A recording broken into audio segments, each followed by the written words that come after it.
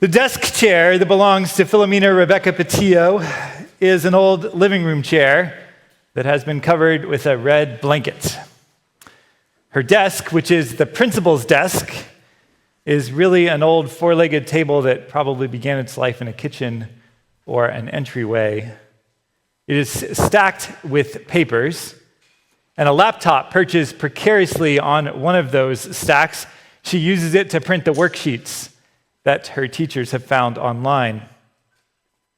The metal storm blinds behind the table let in the sound of the small waves that gently crash against the beach, which is just a few steps outside of her office. This is really quite lovely, except for the fact that the beach is eroding, and the principal of the school must continually find money to pay for beach protection projects. For this and for other projects, the teachers raise money by selling homemade snacks to the kids during the morning recess. Little bags of popcorn, fried tortillas covered in a thin layer of queso cheese, cookies, stuff like that. There's a chart behind Miss Patillo's desk that shows how much money every teacher in every grade has raised each week. And if the teachers can raise enough money, they plan to reopen the computer lab and start a robotics club. They actually have the computers and the robot kits, but the room itself and the gate that keeps the computers from becoming the ill-gotten gain of people unaffiliated with Christ the King Anglican School, the room and the gate need some work before the children can begin to build robots. With the waves and the sea comes the breeze, which is the only form of climate control the school has. It also means that all stacks of paper, without laptops perched on them, require weights, some sort. This is true in Ms. Patillo's office and throughout the entire rest of the school. The rest of the school includes a series of classrooms in 3 low-slung cinder block buildings and a canteen, like a kitchen, but no cafeteria. Inside these classrooms are Ms. Patillo's charges, the 16 other staff members of Christ the King Anglican School in Dangriga, Belize, as well as the 236 children who are enrolled. The teachers themselves are paid by the government, $11,000 per year. There are $0 from the government for buildings, for upkeep, for maintenance, for supplies, or for anything that is not the teachers' salaries. These teachers who are paid by the government are also evaluated by the government, and one of the metrics on which they are evaluated is the state of their classroom, which is why the teachers must spend at least $250 or so of their own dollars, the own $11,000, to decorate their classrooms. Of the 236 children, the youngest are 4, the oldest are 14. They graduate out of Christ the King at a rather imprecisely defined time, either going on to high school or to the informal economic life of Garifuna Belizean culture on the Caribbean coast. Now, Christ the King Anglican School is, as Ms. Patillo affirms emphatically, a religious school. We want to teach our children about God. And so it is that as the first graders gather in their classroom and prepare to start the school day, they sing songs about Jesus. Like 1, 2, 3, Jesus loves me, and 10,000 reasons for my heart to sing. The religious identity of the school is also really how a group of sweaty, smelly white people, mostly dressed like they're going on safari, ended up in these classrooms last week, leading the kids in singing This Little Light of Mine and Father Abraham. The kids all know Father Abraham, the song, like Father Abraham had many sons, that thing. Not one of them seems to know Father Abraham like the patriarch in the biblical book of Genesis. Some guessed Abraham was another name for Jesus. Just given the Sunday school answer, it was a good guess. Some guessed he was a disciple. This was all a little surprising to me because, it's a religious school and all. I kind of figured they might know something about Abraham. He's kind of a big deal. At least the 8th graders. As it was, though, over 2 days with the students, I had the same number of chances to polish my "Who was Abraham" speech as there were classrooms. Now, Christ the King Anglican School is a part of Christ the King Parish in Dengriga, Belize. Christ the King Parish consists of the school, Christ the King Church, St. Matthew's Church, St. Matthew's Anglican School, St. Monica's Church, and St. Jerome's Church. 4 churches, 2 schools, 1 parish. Luckily, they do have a parish priest, Mother Barbara Rosado. Mother Barbara is one of 14 priests in the Diocese of Belize, 4 of whom are retired, 1 of whom is the bishop, and Belize is roughly the size of New Jersey. There's not enough priests. Christ the King Anglican School is just down the street from Christ the King Church. They share a name, obviously. They also share an exterior paint scheme. This exterior paint scheme is burn your eyeballs yellow and bright green trim. But the interior of the church is much less aggressive yellow. It's more like the flesh of a pale peach. Stained pews are separated from the altar area by low wooden rails. At the very back of the church, after the pews run out, there are maroon plastic lawn chairs for your seating comfort. White lace curtains blow in the wind coming off the sea. The sanctuary light, that red candle there, their sanctuary light is an incandescent bulb, but the candles above the altar are real. They get shorter with every service. There was no children's sermon on the Sunday morning we were there, but when Mother Barbara directly addressed the children in the sermon and asked them a question, they gave the wrong answers. I mean, cute answers. The adults chuckled, but she didn't get what she was looking for. During the hymns, everyone stood, but not everyone sang. The men in particular stood there and looked at the words projected on the screen as if the words were staring back and this was a contest. At the conclusion of the Sunday service at Christ the King, after the candles had been blown out, but before the people had been dismissed, Mother Barbara pronounced the banns of marriage for a couple with impending nuptials. Now, it went like this. I hereby announce that Mr. Roberto Aguilar and Miss Cristina Castilla, both of 2346 River Road, have announced their intention to be married on the 26th of February, 2025. If anyone knows of just cause why this man and this woman may not be lawfully joined in holy matrimony, please make it known to the parish priest. This is the second reading. I thought. Like, that's a thing we don't do anymore around here. Also, Mr. Aguilar and Miss Castillo seem to have the same address. After the notice was read, Mother Barbara said, "We congratulate the happy couple and give thanks that they have decided to have their union blessed by God." She didn't linger on their pre-existing union, but she did not say it either, you know? The last day I was there, I was talking with Nathan during recess. Of all the kids in Standard 6, which is like in some ways more and in some ways less than 8th grade, Nathan seemed to be the leader. He was funny, he was confident and in charge. He also had a deep religious sensibility. Like, he was the usher the day before at church, and when he took the offering up to the altar, he threw it up to heaven like this. It was great. His was the only art project in Standard 6 that was explicitly religious. He drew the crucifixion, like full-on Jesus on the cross. His grades are good. Though he's only 12, he's going to go to high school next year. He's going to graduate. Also, the middle school girls poke fun at him. I mean, Nathan, touched me right here, you know? And I asked Nathan whether he'd lived in Dengriga his whole life. And he said, well, pretty much. Except he was born in Chicago. He moved to Dengriga when he was a few months old. I was born in Chicago. And I moved when I was a few months old. Except I moved to Dallas, not Dengriga.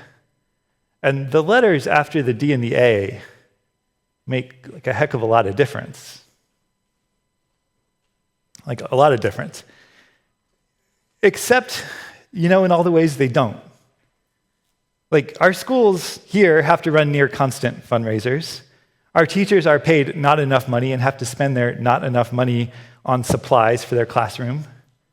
Our kids probably are not real clear on who that Father Abraham character is, if we're honest with ourselves. And they don't know all the right answers in church. And our men definitely like to stare at the lyrics more than they like to sing them. Our couples preparing for marriage often share an address before they share a name. Guys like Nathan and I, we have middle school girls poke fun at us. Sometimes we get it in our head, I think, that the people we serve on our mission trips, like, are poor, but like particularly deserving and holy. Like, they're saints down there, Or maybe they're particularly holy because they're particularly poor. That poverty, and we're particularly good at doing this when poverty is far away, right? We don't do it to our own poor so much, but that poverty breeds holiness or something. Like, I'm not saying they're particularly unholy either. I'm just observing, like, they look a lot like us. Like, it's the same stuff going on inside our hearts and souls. Like, we're all made of people stuff. And one of the gifts, I believe, of going on a mission trip is the realization that if you squint just a little bit, we all probably look a lot alike to God. Like, we're sinful people all the way around. Nobody's doing perfect around here. And this is like what Isaiah felt in his vision. He encountered God and he said, "Woe is me. I am lost. For I'm a man of unclean lips, and I live among a people of unclean lips." And I'll tell you, friends, when you get on an airplane and go somewhere else, you're still among a people of unclean lips. I'm not sure we have a great sense of what this feeling Isaiah felt is. But I think there's like an echo of it. Have you ever had the experience of going in a public place and you go into the wrong bathroom? Like, you walk in and suddenly you realize, hopefully before you've encountered another human being, you're like, oh no, woe is me. Right? I am a man of manliness and I'm in a woman's bathroom, right? Like, I think it's like that, but like 10 times worse. And Isaiah's problem is like existential, not embarrassment. Peter felt the same thing in our reading. Peter witnesses this great miracle of the Lord. He catches all these fish where there were no fish. Suddenly there's all these fish, and so many fish, it begins to sink their boats. And Peter is a fisherman. You may think Peter makes like cash register sounds at this point. Like ding, ding, ding, ding, ding. It's like getting all sevens or all cherries on the slot machine. But instead he thinks, oh no, go away from me, Lord. For I am a sinful man. And this acknowledgement of our sin, of our brokenness, of our frailties, this is always prior to the proclamation of God's good news. That's where the greatest disciple got his start. I'm a sinful man. It's where Isaiah got his start. I'm a man of unclean lips. Whoa. And God never denies that. God fixes it.